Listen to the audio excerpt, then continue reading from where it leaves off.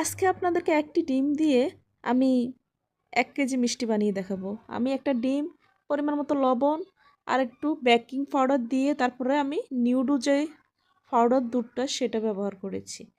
ঠিক আছে? আর হালকা একটু কর্নফ্লাওয়ার নিয়েছি। তো এখন একসাথে আমি এটা ডো করে নিব। এখন একটু তৈল দিয়ে দিয়েছি। তৈল বা ঘি যেটাই পারেন সেটাই দিবেন।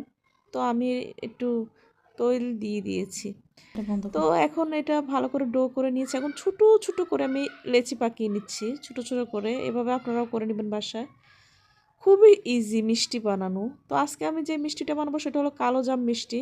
আর এই মিষ্টিটা বানানো খুবই সহজ। আর আমি মনে করি এই মিষ্টিটা সবাই পছন্দ করে।